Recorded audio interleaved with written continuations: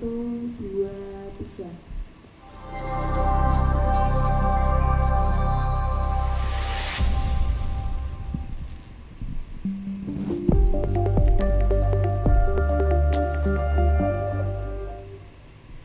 Shalom semuanya. Shalom. Kembali lagi di Story Simple Truth of Youth. Oke, di sini ada aku Tata, ada Siapa Jal? Saya lama tidak kelihatan loh. ada Mas Oka dan ada bintang tamu jauh kita. Bintang tamu. Ada Tante Desi di sini. Oke, jadi story kita kali ini kita bakal bahas tentang Corona versus generasi. Corona versus everybody. Jadi banyak berita dan pendapat dari orang-orang yang meragukan generasi muda sendiri. Karena generasi muda saat kita ini disebut korban corona, Tante. Iyalah, kasihan banget. Dari lulusan gak bisa di wisuda gara-gara corona. Ya benar, nggak enak Tidur banget. gak jadi. Nggak jadi. Apa-apa dilarang, kenangan SMA-nya jadi kurang sekolah-sekolahnya. Benar, Korban memang. sekali kami itu. Padahal SMA itu asiknya giliran lulusannya. Iya. Lulusan terus naik motor bareng dengan baju yang coret-coret, itu tradisi zaman dulu. Sampai sekarang masih. Masih.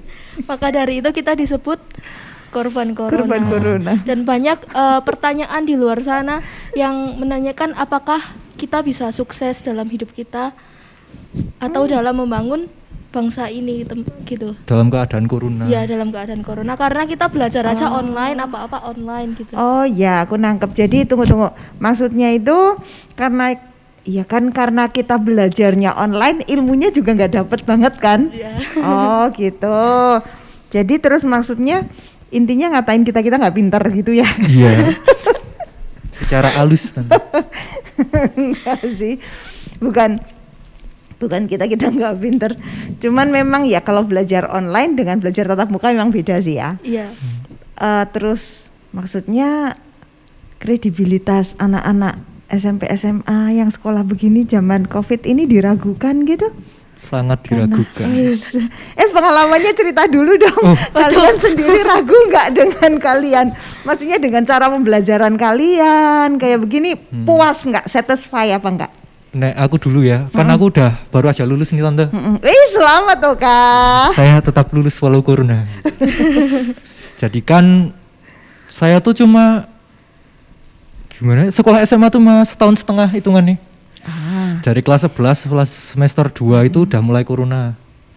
Nah itu sampai dari kelas 11 semester 2 sampai lulus, itu saya ngerjain tugas tuh gak pernah ngerjain sendiri Tante. Jadi tidak perlu ditanyakan pemahaman saya gimana kan, itu sudah mutlak.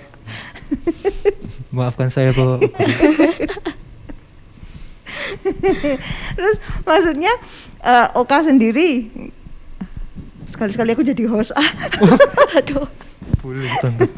Maksudnya terus Oka sendiri dengan cara belajar dan cara ngerjain tugas yang kayak gitu. Dan kalau aku sebagai guru kalau nggak dilulusin kan kasihan juga. Iya, toh kalau nggak dilulusin malah jadi nama jelek buat sekolahnya. Oh iya.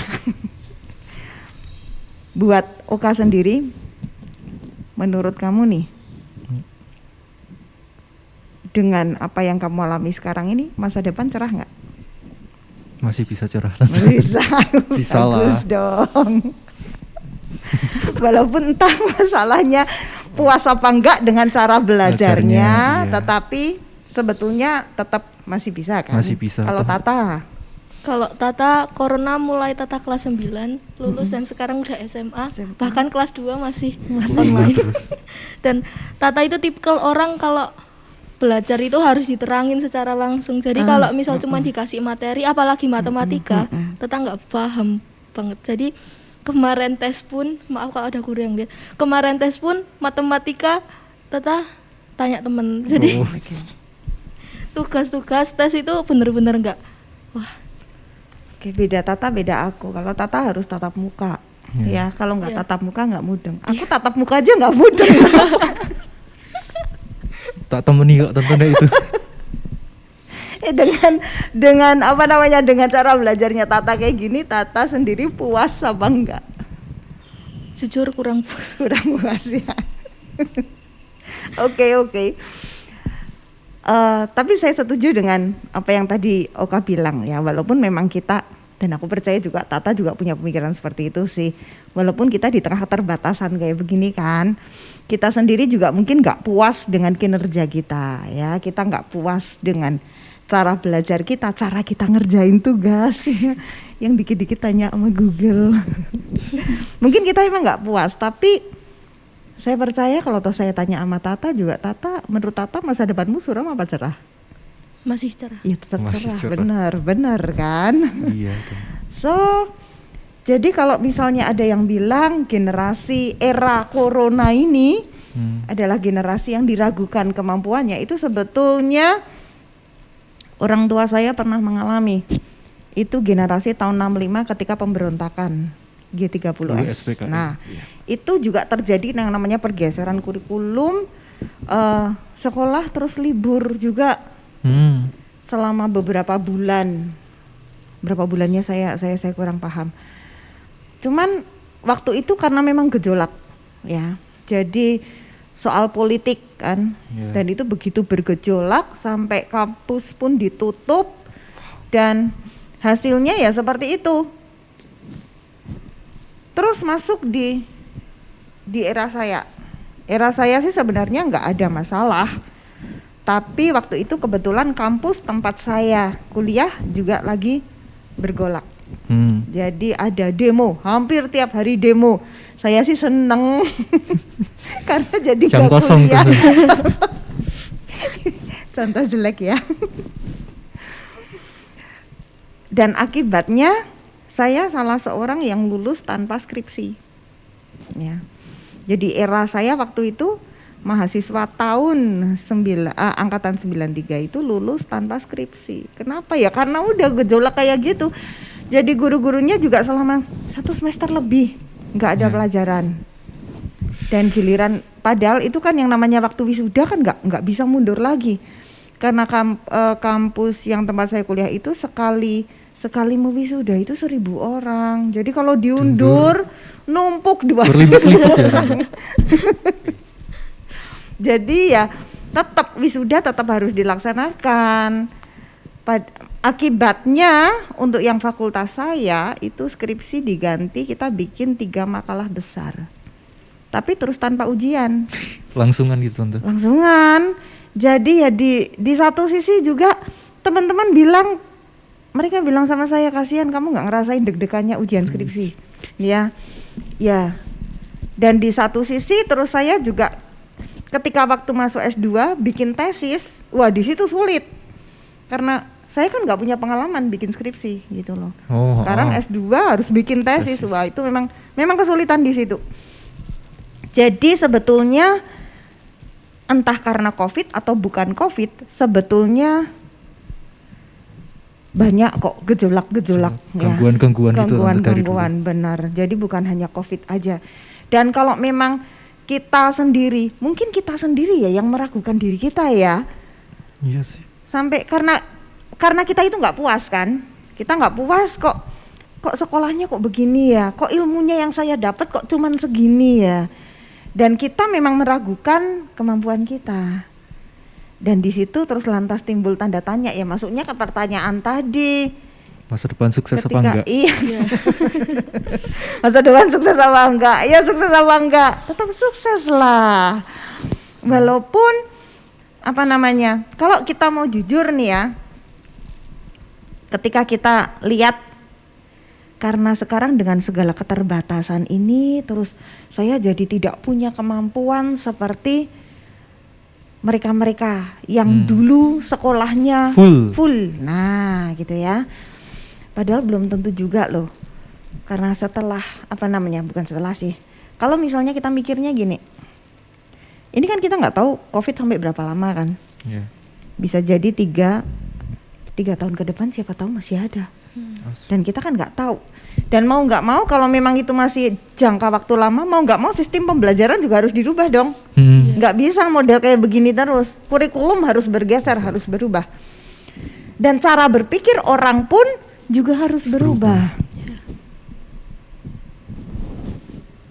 Kira-kira pemikiran saya ini masuk akal nggak ya?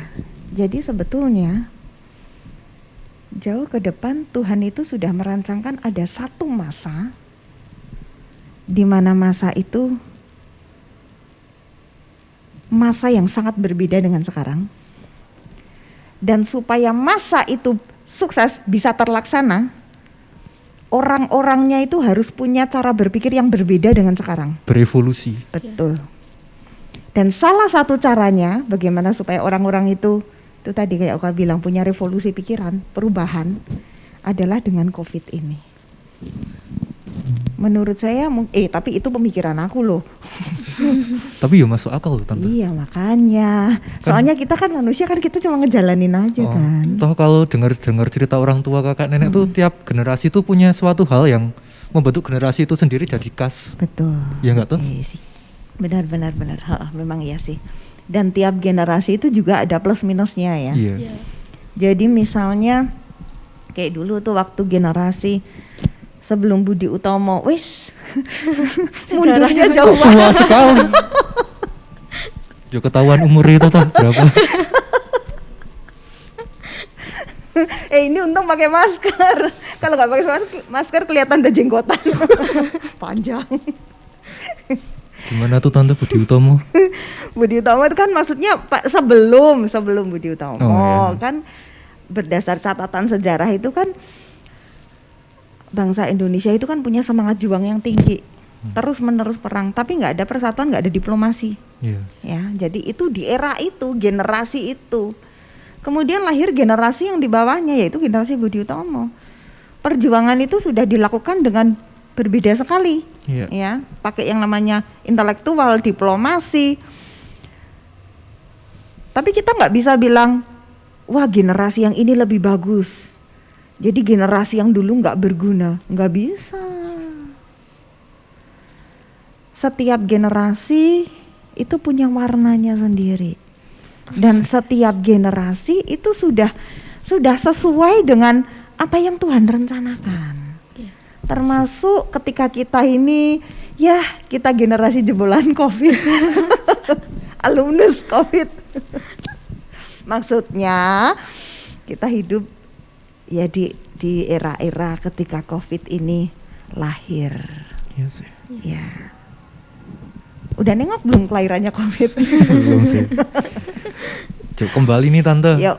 Kan dari COVID ini ada timbul beberapa pertanyaan, terutama kami para kaum muda kan selalu merasa ingin tahunya masih besar, karena kami masih hidup beberapa tahun yang lama lah daripada Tante. Iya bener.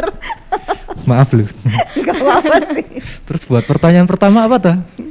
Dan pertanyaan pertama, nggak bisa dipungkiri generasi muda harus menghadapi keterbatasan ini karena pandemi ini Tante. Benar nggak sih hal itu bisa mempengaruhi masa depan kita dan mental kita? Oke. Itu bagaimana mempengaruhinya itu sebetulnya tergantung kita ya. Balik lagi kayak tadi kita saya balik ke pemikiran saya awal tadi. Jadi dengan adanya seperti ini COVID itu mempengaruhi apa tadi? Mental dan masa depan, benar? Iya. Mempengaruhi mental dan masa depan. Saya lebih setuju daripada kita bilang, ya masa depan saya akhirnya jadinya begini gara-gara COVID. Saya lebih setuju ngomong, ini masa depan saya. Jadi Tuhan pakai COVID untuk membentuk karena memang Tuhan sudah sediakan masa depan yang ini, bukan masa depan yang itu. Kalau masa depan yang itu ada COVID nggak jadi. Tapi Tuhan memang sudah sediakan masa depan yang ini. Itu sebabnya Tuhan kasih COVID itu justru untuk memacu saya supaya saya semakin terbentuk dan menggapai masa depan yang ini, yang Tuhan mau. Buat saya lebih ke itu deh, ya. Karena kalau kita mau lihat dalam kitab Daniel sendiri, ini hebatnya, ini kerennya. Dalam kitab Daniel sendiri itu Daniel 11, Daniel 12 itu Gabriel itu kasih tahu kepada Daniel nubuatan. tentang seorang raja. Sebetulnya ada beberapa raja yang disebutkan.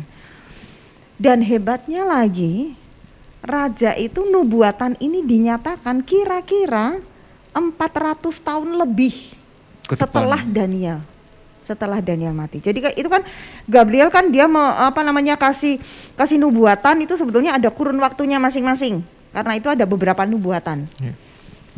Tapi Gabriel nyampeinnya sekali omong. Jadi sekali omong itu ada banyak begitu. Dan itu kurun waktunya sekian ratus setelah Daniel meninggal. Wow. Betapa ternyata sebetulnya ya Tuhan itu sudah merencanakan semuanya dengan sangat teliti. Padahal raja yang diomongin sama Gabriel itu raja yang jahat loh.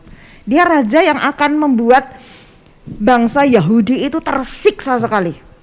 Itu raja yang jahat karena dia bengis, dia dikatakan bergigi besi, cakarnya pun besi. Jadi itu raja yang sangat bengis sekali, tetapi bahkan kelahirannya pun sudah dinubuatkan ratusan tahun sebelum itu.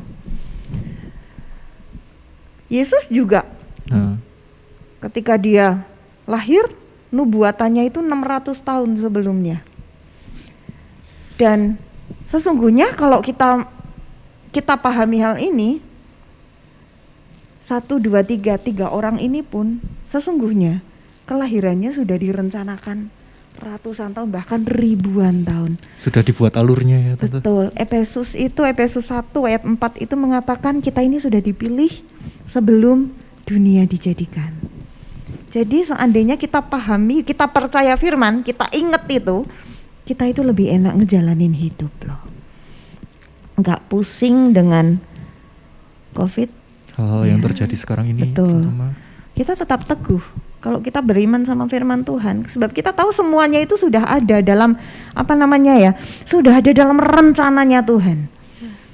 Memang kadang kita akui kita ini sering balilo, ya, sering nggak mau Tuhan gitu kan. Jadi akibatnya ya ada 1-2 hal yang sebetulnya bikin kita lantas jadi babak belur. Kan? Malah semakin menjauh dari rencangan itu. Betul. Nah karena itu, tapi beberapa hal yang bikin kita babak belur itu pun sebetulnya adalah pagar-pagar yang Tuhan pasang supaya kita balik lagi ke alurnya Tuhan.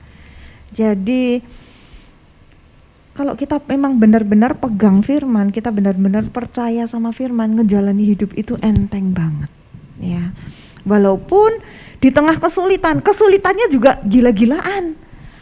Bukan lantas kesulitannya kita nggak kesulitan sama sekali kalau kita nurut sama firman. Enggak, kesulitan itu justru makin lebih. Mazmur itu katakan 1000 rebah di kanan, 10.000 di kiri. Lu bayangin lo, serem lo.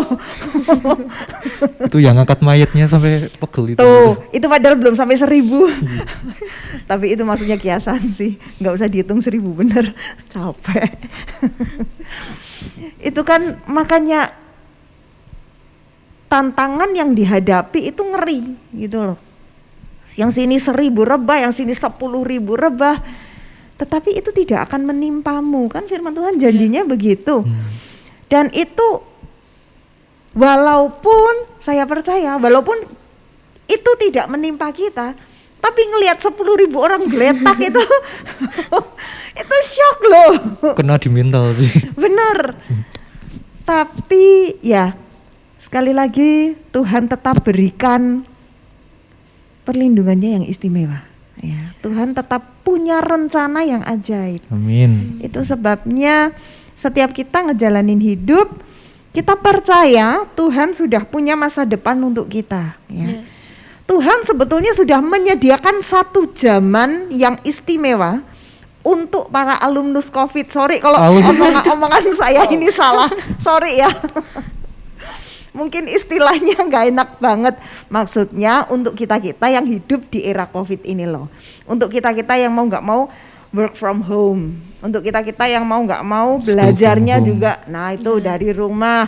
Untuk kita-kita yang mau nggak mau ibadahnya juga dari rumah. Lah itu kan semuanya sebetulnya goncangan kan. Yeah. Diajar untuk disiplin, sementara sekeliling itu betul-betul menarik kepada kenyamanan dan kemalasan. Itu nggak gampang. Tapi giliran nanti ada orang yang berhasil mendisiplin diri, dia suksesnya gila-gilaan di masa depan. Ya, begitu deh. Iya sih.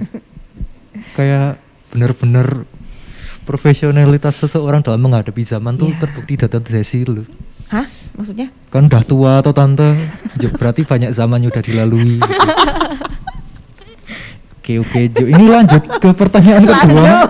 Nanti nggak ketawa deh, gak selesai. Ya ada pertanyaan gini tante.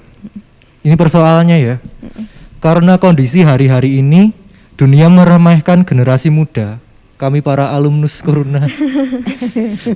Apa yang harus dilakukan oleh kaum muda alumnus ini sebagai generasi yang di tengah wabah ini tante? Oke.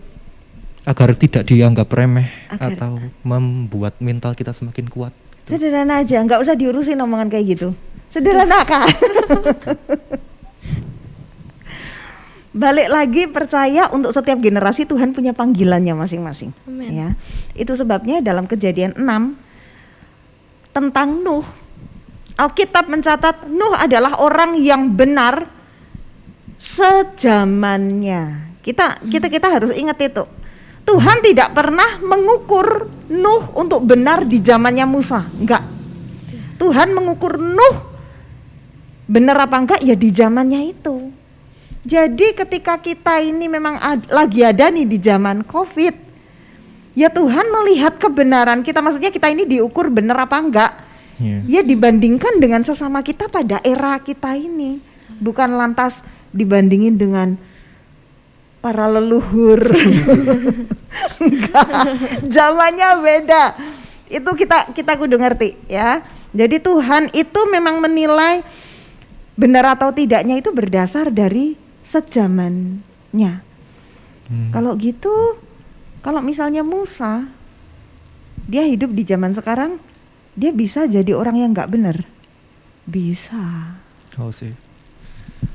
Karena tiap-tiap beda zaman, iya. Benar. Beda zaman, beda tantangan. Itu sebabnya Alkitab bilang Roh Kudus dicurahkan 2 kali ganda di akhir zaman. Kenapa? Karena tantangan akhir zaman itu gila-gilaan. Iya, dan kita juga perlu ngerti sekarang nih pendekatan Tuhan, pendekatan Tuhan kepada Yesaya dan pendekatan Tuhan kepada Yeremia itu beda. Dalam Yesaya 6 itu di situ Tuhan memanggil Yesaya.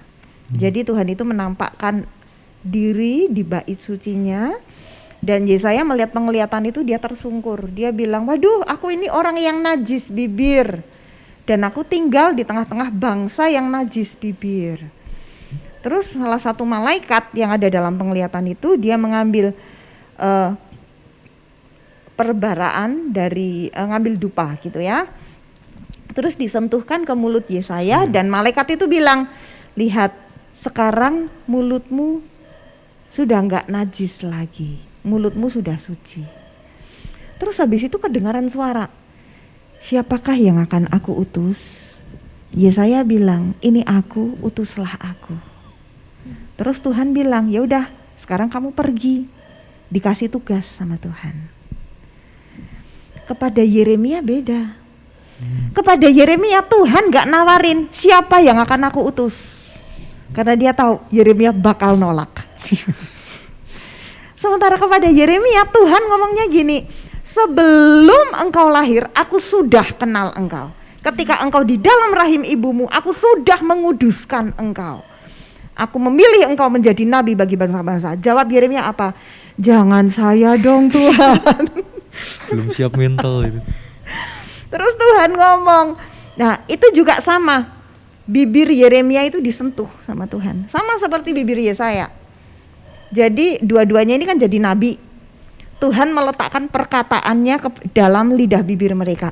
Sama-sama disentuh bibirnya, sama-sama dikuduskan mulutnya, sama-sama jadi nabi, sama-sama diutus Tuhan, tapi pendekatannya berbeda, panggilannya beda. Kenapa? Tuhan kenal karakter kita masing-masing.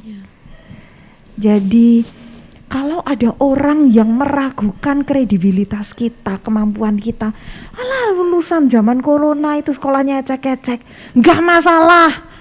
Mereka yang jago di masa lalu belum tentu bisa nyemplung di masa kita yang akan datang. Tenang aja.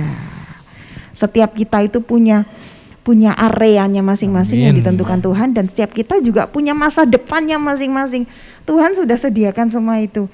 Jadi jangan mau kita dipusingkan dengan hal-hal yang memang tidak akan membuat kita maju ke depan. Ya. Karena ya tertulis itu di Alkitab, pikirkanlah pokoknya secukupnya, semampu kamu. Iya benar, jangan pikirkan perkara yang terlalu tinggi itu kan. Iya, benar. Jadi memang kita mikirnya aja, bersikap realistis sambil beriman, percaya kepada Tuhan. Gak usah mikir pilpres tuh tante, masih lama. Yuk selanjutnya apa tuh?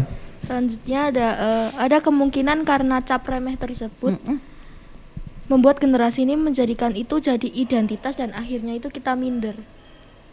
Gimana caranya biar kita nggak pesimis dan nggak kehilangan identitas kita sebagai anak muda tuh? Oke, supaya jangan mau terpengaruh oleh cap itu ya. Iya. Sederhana, sebetulnya itu sudah diajarkan sejak zaman leluhur. Tapi ternyata tetap sama seperti sekarang. Gimana itu tentu? Percaya apa kata firman. Sederhana. Ketika kita hidup dan dengan kita mengandalkan kata orang, kita membiarkan orang itu mempengaruhi kita. Tapi kalau kita percaya apa kata firman, sekalipun dunia bilang, kamu itu anak bodoh, kamu itu sekolahnya cek-cek, kamu gak akan bisa menghadapi tantangan masa depan, kamu tuh sekarang kerjaannya males-malesan. Itu apa yang dunia katakan. Lihat apa yang firman Tuhan katakan, bahwa Tuhan sudah menyediakan masa depan bagi kita. Masa depannya adalah masa depan yang penuh harapan. Kita sudah dipilih sesuai dengan rencana Allah. Kita ini buatan Allah. Dia menjadikan kita, menciptakan kita untuk mengerjakan pekerjaan baik. Sudah, tenang aja. Gak usah pusing dengan apa yang stigma-stigma itu katakan. Kita kudu ngerti. Saya mengalami COVID. Ini bukan atas kehendak saya. Benar ya? Kita masuk ke zaman ini semuanya sudah direncanakan oleh Tuhan. Dan ketika saya ada di zaman ini, maka saya percaya Tuhan juga sudah menyediakan masa depan yang berbeda dengan apa yang orang-orang lain miliki. Masa depannya sudah beda. Jadi seperti Rasul Paulus bilang, aku mau berlari-lari, melupakan apa yang di belakang, beralih pada yang di depan. Betul, dah fokus aja. Pasti kerjakan apa yang terbaik. Jangan lantas kita, nggak apa-apa lah, nyantai, saya sudah punya masa depan cerah. Kalau gitu nggak usah ngerjain tugas, nggak usah sekolah, nggak usah apa-apa. Jangan gitu juga. Ora et labora kan. Benar. Ura. Jo, ini ada pertanyaan yang kebetulan kok terakhir ini tante tak scroll nggak ada lagi. Iya nggak apa-apa. Nek nambah pertanyaan nanti boleh. Ini ada pertanyaan, kan kita nggak tahu nih kapan kondisi ini kembali ke normal. Terus gimana kalau dalam setengah tahun atau bahkan 8 tahun, 10 tahun kondisinya masih tetap kayak gini. Jadi yang harus dilakukan generasi COVID dan mungkin ada generasi-generasi di bawahnya yang masih terkena dampaknya, itu cara menanggulanginya dan cara kita besok ngomong adik-adik kita itu gimana? Sederhana, selalu kerjakan yang terbaik. Dah, itu aja. Dalam segala situasi, dalam segala kondisi, karena kita nggak tahu kapan ini akan berakhir, jadi kita nggak mikir tentang besok. Alkitab juga bilang setiap hari punya kesusahannya sendiri. Jadi pokoknya hari ini aku mengerjakan yang terbaik. Ketika kita tahu hari ini kita mengerjakan yang terbaik, pasti kita puas. Dan ketika kita puas, kita menghadapi hari esok itu juga nggak dengan kepala tertunduk, tapi dengan kepala tengadah. Dengan penuh pengharapan. Betul. Tugas Tuhan itu beda-beda loh kepada setiap orang, kepada setiap generasi. Kepada Nuh suruh bangun bahtera. Kepada Musa suruh mimpin bangsa Israel. Coba dibalik. Nuh suruh mimpin bangsa Israel, berantakan. Musa suruh bangun bahtera, gak tahan. Tuhan sudah ngerti kapasitasnya masing-masing. Sama-sama rasul. Kepada Petrus, dalam surat Galatia itu dikatakan Tuhan mempercayakan pelayanan kepada Petrus untuk jadi rasul kepada orang Yahudi. Sementara kepada Paulus, Tuhan mempercayakan untuk jadi rasul kepada orang-orang kafir, kepada orang-orang yang tidak bersunat, yang non-Yahudi. Yeah. Dan itu kalau dibalik nggak bisa, karena memang sudah panggilannya masing-masing. Sudah jalannya. Betul. Tuhan itu kalau kasih tugas ke kita itu ya sudah sesuai dengan takarannya. Yeah. Jadi sekali lagi ketika Tuhan kasih tugas ke kita, tugas yang sederhana aja deh Beb. Sekarang nih karena kita ini COVID ya, kita kan enggak ngapa-ngapain, ya ngapain juga sih sebenarnya.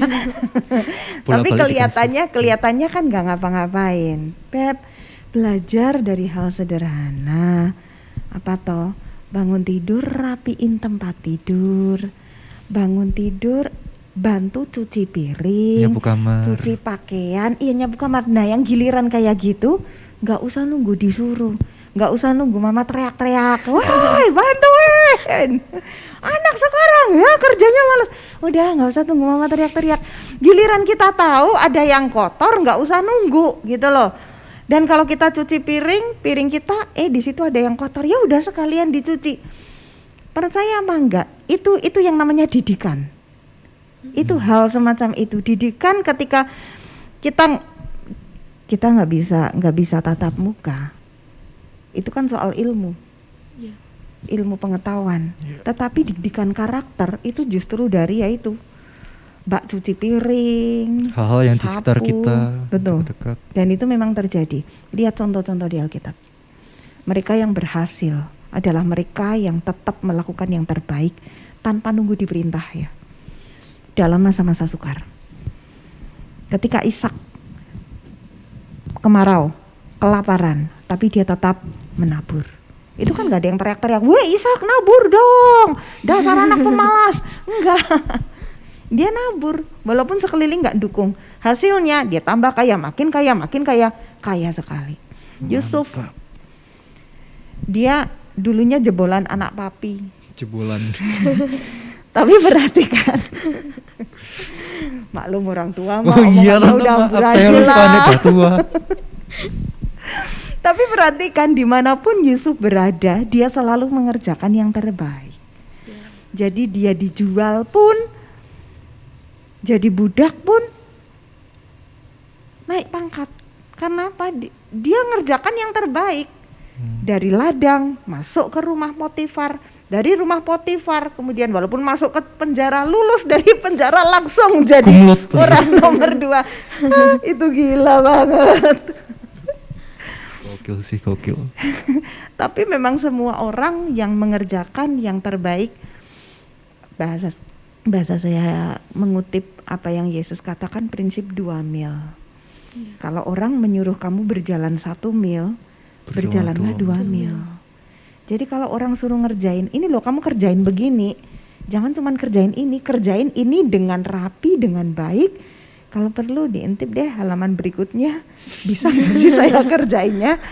Itu sebetulnya hal yang simpel, hal yang sederhana. Tetapi ketika kita sudah terbiasa seperti itu, menjadi karakter gitu. betul. Ya, habit. Nah itu yang bikin sukses. Memang kitab Daniel bilang masa sulit. Daniel 11 ayat 35. Di situ dikatakan masa sulit ini memang jadi masa penyaringan, masa pengujian, masa apalagi sih saya nyatet enggak ya? Daniel 11 ayat 35. Enggak saya catat.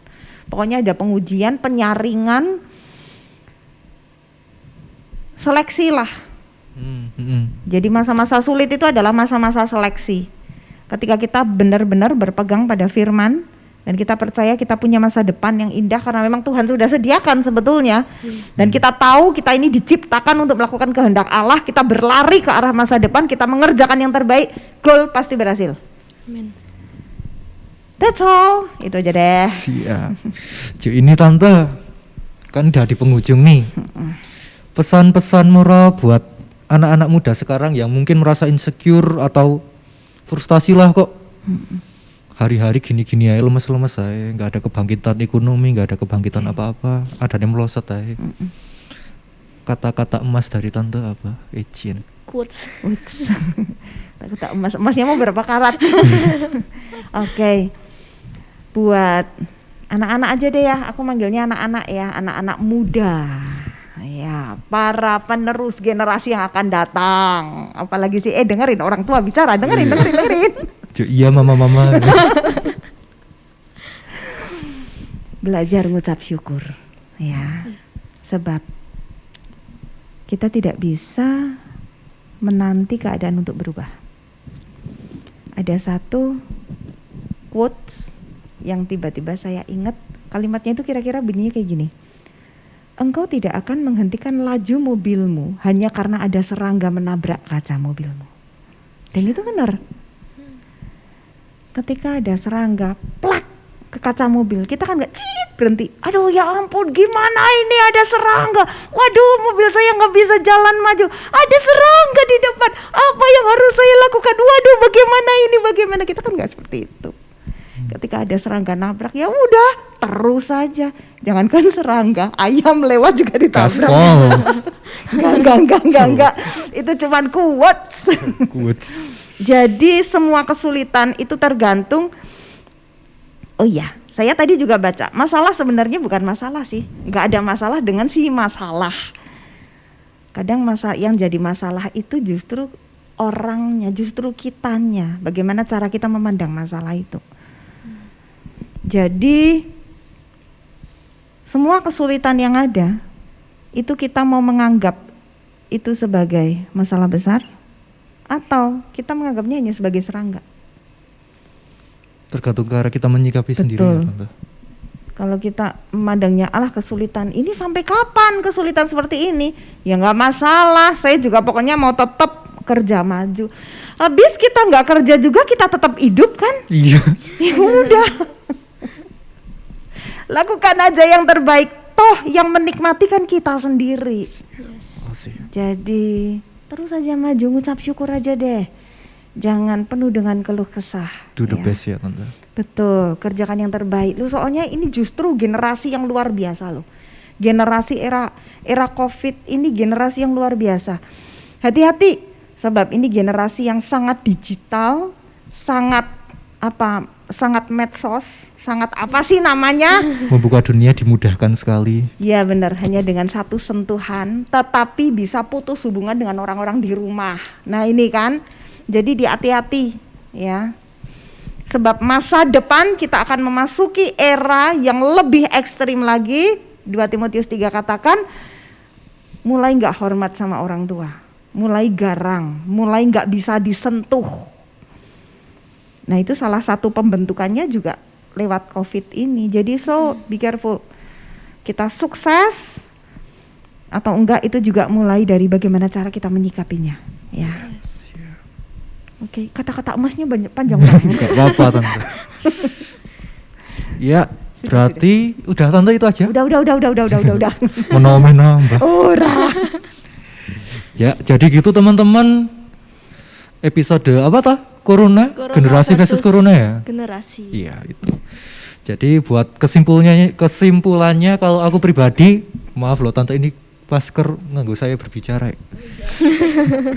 Jadi kayak emang sesuatu harus terjadi agar sesuatu itu menjadi sesuatu yang lain Tante. Yes.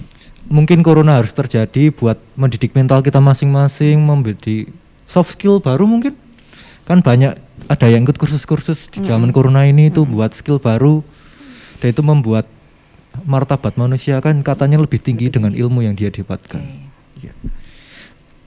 Kalau dari saya cuma itu narik kesimpulannya. Kalau Tata mau nambahkan? Kalau dari aku intinya jalani aja yang ada sekarang karena Tuhan lihat ujung hidup kita. Iya benar. Kita cuma lihat cuman bisa lihat kemarin dan sekarang apa yang kita lakukan, tapi Tuhan tuh lihat ujungnya hidup kita. Jadi bersyukur kembali lagi ke bersyukur.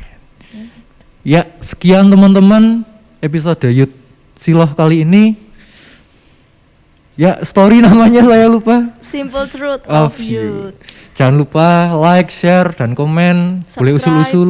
Kalau yang belum. Sampai jumpa di episode ke depan. Bye bye. God Shalom. bless. Shalom, God bless.